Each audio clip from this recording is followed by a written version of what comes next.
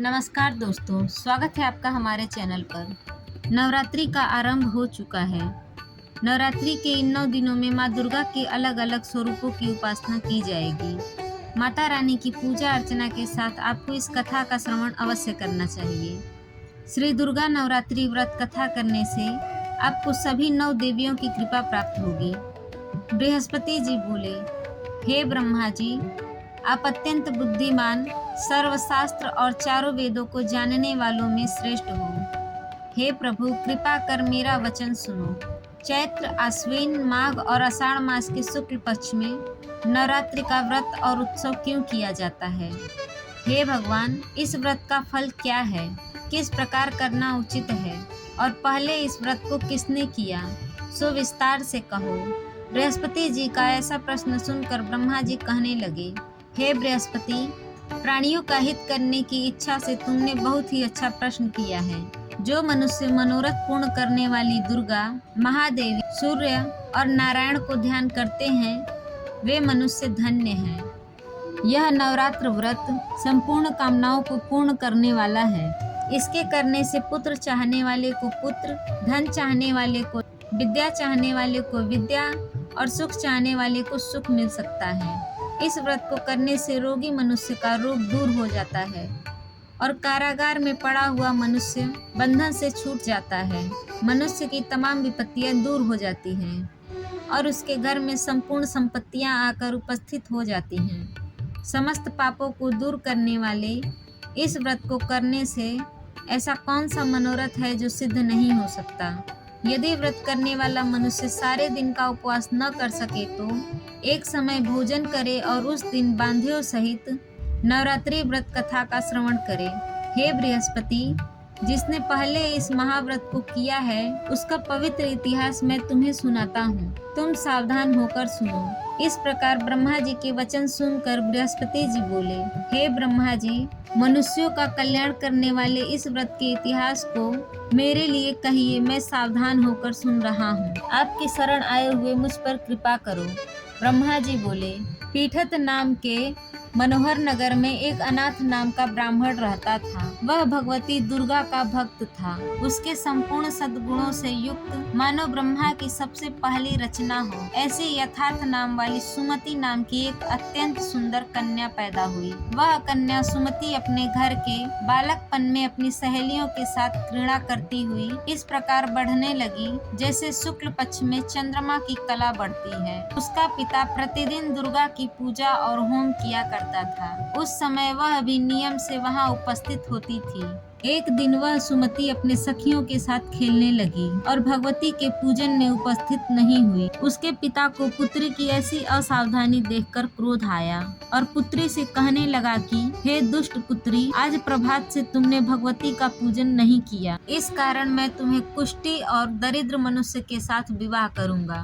इस प्रकार कुपित पिता के वचन सुनकर सुमति को बड़ा दुख हुआ और पिता से कहने लगी कि हे पिताजी, मैं आपकी कन्या हूँ। मैं आपके सब तरह से अधीन हूँ। जैसी आपकी इच्छा हो आप मेरा विवाह कर सकते हो। होगा वही जो भाग्य में लिखा है। मेरा तो इस पर पूर्ण विश्वास है। मनुष्य न जाने कितने मनोरथों का चिंतन करता है, पर होता वही है जो भाग्य में विधाता ने लिखा है। जो जैसा करता है उसको फल भी उस कर्म के अनुसार ही मिलता है, क्योंकि कर्म करना मनुष्य के अधीन है पर फल देव के अधीन है।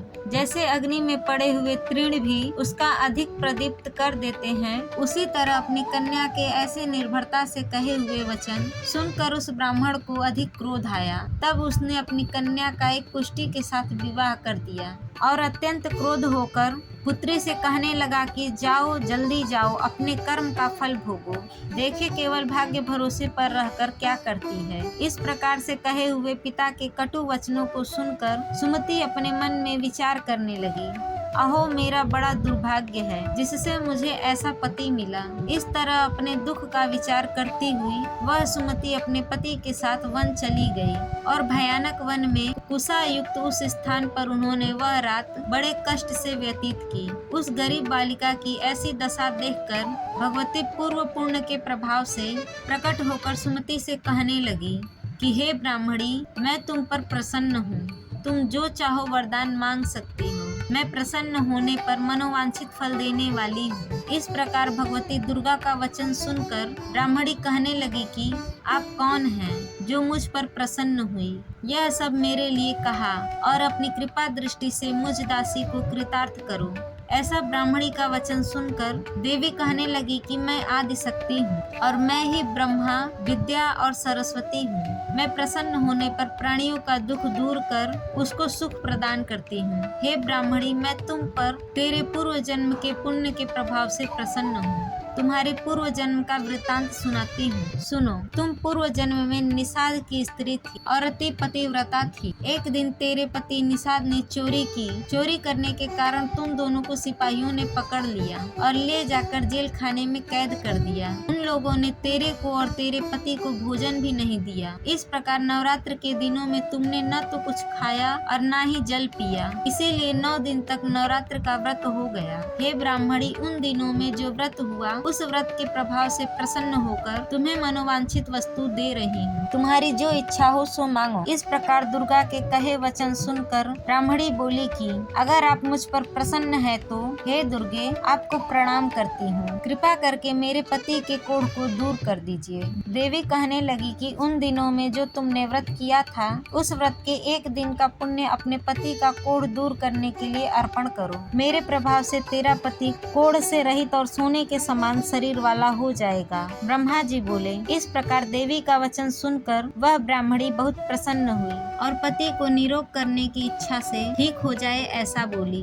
तब तक उसके पति का शरीर भगवती दुर्गा की कृपा से कुष्ठहीन होकर अति कांति युक्त हो गया, जिसकी कांति के सामने चंद्रमा की कांति भी क्षीण हो गई। वह ब्राह्मणी पति की मनोहर देह को देखकर देवी को अति पराक्रमी वाली समझकर स्तुति करने लगी। हे दुर्गे, आप दुर्गत को दूर करने वाली, तीनों जगत का संताप हरने वाली, समस्त दुखों को दूर करने वाली, रोगी मनुष्य को निरोग करने वाली, प्रसन्न होने पर मनोवांछित वस्तु को देने वाली और दुष्ट मनुष्य का नाश करने वाली हो। तुम ही सारे जगत की माता और पिता हो। हे अम्बे, मुझ अपराध रहित अबला के मेरे पिता ने कुष्ठ के साथ विवाह कर मुझे घर से निकाल दिया। उनकी निकाली हुई मैं पृथ्वी पर घूमने लगी। आपने ही मेरा इस आपत्ति रूप समुद्र से उद्धार किया है। हे देवी, आपको प्रणाम करती हूँ। मुझ दीन की रक्षा करो। ब्रह्मा जी बोले कि हे बृहस्पति, इस प्रकार उस सुमति ने मन से देवी की बहुत स्तुति की। उससे की हुई स्तुति सुनकर देवी को बहुत संतोष हुआ और ब्राह्मणी से कहने लगी कि हे ब्राह्मणी, तुम्हारे उदायल नाम का एक अति बुद्धिमान, धनवान, कीर्तिमान और जितेंद्रिय पुत्र शीघ्र ही होगा। ऐसा कहकर वह देवी उस ब्राह्मणी से फिर कहने लगी कि हे ब्राह्मणी, और जो कुछ भी इच्छा हो वही मनोवांछित वस्तु तुम मांग सकती। ऐसा भगवती दुर्गा का वचन सुनकर सुमति बोली कि हे भगवती दुर्गे, अगर आप मेरे पर प्रसन्न है तो कृपा कर मुझे नवरात्रि विधि बताइए। हे दयावती, जिस विधि से नवरात्र व्रत करने से आप प्रसन्न होती हैं उस विधि और उसके फल को देने के लिए विस्तार से वर्णन करें। इस प्रकार ब्राह्मणी के वचन सुनकर दुर्गा जी कहने लगी कि हे ब्राह्मणी, तुम्हारे लिए संपूर्ण पापों को दूर करने वाली नवरात्रि व्रत विधि को बतलाती हूँ, जिसको सुनने से तमाम पापों से छूटकर मोक्ष की प्राप्ति हो जाती। अश्विन मास के शुक्ल पक्ष की प्रतिपदा से लेकर 9 दिन तक विधि पूर्वक व्रत करें। यदि दिन भर का व्रत न कर सके तो एक समय का भोजन करें। पढ़े लिखे ब्राह्मणों से पूछकर घट स्थापना करें और वाटिका बनाकर उसको प्रतिदिन जल से सींचें। महाकाली, महालक्ष्मी और महासरस्वती की मूर्ति बनाकर उसकी नित्य विधि सहित पूजा करें और पुष्पों से विधि पूर्वक अर्घ दें। बिजौरा के फूल से अर्घ देने से रूप की प्राप्ति होती है। जायफल से, कीर्ति दाग से कार्य की सिद्धि होती है। आंवले से सुख और केले से भूषण की प्राप्ति होती है। इस प्रकार फलों से अर्घ देकर यथाविधि हवन करें। खांड, घी, गेहूं, शहद, जौ, तिल, बिंब, नारियल, दाख और कदम, इनसे हवन करें। गेहूं होम करने से लक्ष्मी की प्राप्ति होती है। खीर व चंपा के पुष्पों से धन और पतनों से तेज और सुख की प्राप्ति होती है। आंवले से कीर्ति और केले से पुत्र हो। कमल से राज सम्मान और दुखों से सुख शांति की प्राप्ति होती है। व्रत करने वाला मनुष्य इस विधान से होम कर आचार्य को अत्यंत नम्रता के साथ प्रणाम करे और यज्ञ की सिद्धि के लिए उसे दक्षिणा दे। इस महाव्रत को पहले बताई हुई विधि के अनुसार जो करता है उसके सब मनोरथ सिद्ध हो जाते हैं। इसमें तनिक भी संशय नहीं है। इन 9 दिनों में जो कुछ दान आदि किया जाता है उसका करोड़ों गुना फल मिलता है। इस नवरात्रि के व्रत को करने से ही अश्वमेघ यज्ञ का फल मिलता है। हे ब्राह्मणी, इस संपूर्ण कामनाओं को पूर्ण करने वाले उत्तम व्रत को तीर्थ, मंदिर अथवा घर में ही विधि के अनुसार करे। ब्रह्मा जी बोले कि हे बृहस्पति, इस प्रकार ब्राह्मणी को व्रत की विधि और फल बताकर देवी अंतर्ध्यान हो गई। जो मनुष्य या स्त्री इस व्रत को भक्ति पूर्वक करता है वह इस लोक से सुख पाकर अंत में दुर्लभ मोक्ष को प्राप्त होता है। हे बृहस्पति, यह दुर्लभ व्रत का महात्म्य मैंने तुम्हारे लिए बतलाया। ऐसा ब्रह्मा जी के वचन सुनकर बृहस्पति जी आनंद के कारण रोमांचित हो गए और ब्रह्मा जी से कहने लगे, हे ब्रह्मा जी, आपने मुझ पर अति कृपा की जो अमृत के समान इस नवरात्रि व्रत का महात्म्य सुनाया। हे प्रभु, आपके बिना और कौन इस महात्म्य को सुना सकता है। ऐसा बृहस्पति जी के वचन सुनकर ब्रह्मा जी बोले कि हे बृहस्पति, तुमने सब प्राणियों का हित करने वाले इस अलौकिक व्रत को पूछा है, इसीलिए तुम धन्य हो। यह भगवती शक्ति संपूर्ण लोकों का पालन करने वाली है। इस महादेवी के प्रभाव को कौन जान सकता है।